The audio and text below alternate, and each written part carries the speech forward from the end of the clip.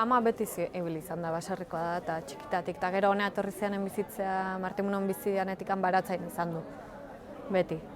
Orduan, gu oindala 10 urte edo hasi ginen azoka etortzen. Amai deitu zioten, herriko jende gutxi zeola postua jartzezuna, eta animako ginen, eta ama guri komentatu zegoen da animagoen ginen.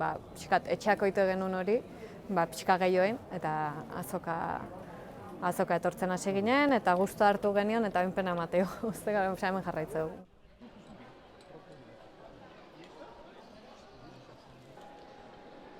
Baratzan dauzkunak berdurak, gero frutak bai ekartzitugu, txermena, sagarra, marrubik, urtero aldatzen jute gara, sagarrak eta hori urtero daukeu, baina igual urte ematen posible dela ez egotea marrubi honik eta orduan ez dugu ekartzen, orduan momentukoa, ez dakit, gero intxaurrak, urrak, membrillo egiten dugu, mermelada, pastelak ere egititugu batzutan, aldatzen jutega, ez da beti berdina, baina berdura, fruta eta gero frutu leo, intxaurrak eta.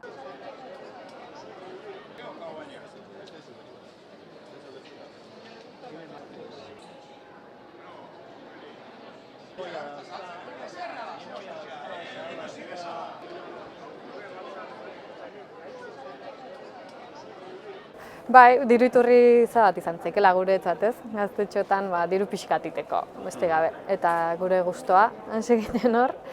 Amai zeuze laguntzak ginen, baina beti izan da aman gustoko lan bat, orduan behak itezun gauza bat.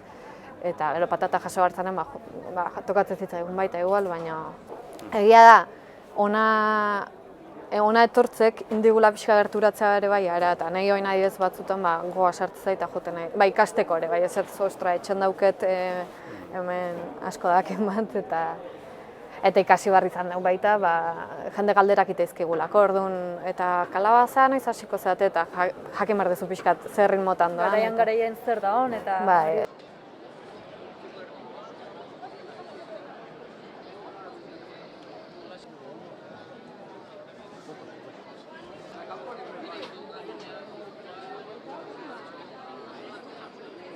Gu behatzik aldea etortzen ga. Berez azoka goizago lehenago hasten da, eta hemen jende asko lehena etortza, baina erosleek ere ez dira asko moitzen goizen, orduan gu behatzitako etortzen gara. Bezero batzuk goizen oten dianak batez ere errepika egiten dutelako, horiekin harreman egiten duzu, konfiantza bat egiten duzu, ezaki dago, hartu eman badao, orduan hori moztea gero pena ematizu, ez daukagu intentzeko hain mozteko, baina takit giroa, jendea badator, badoa, zuen zaude, behaiekin hitzaitezu pixkat, kontatzei jozu nola dauden aurtengo sagarrak, aldemenekoak hitzaitezu pixkat hortaz.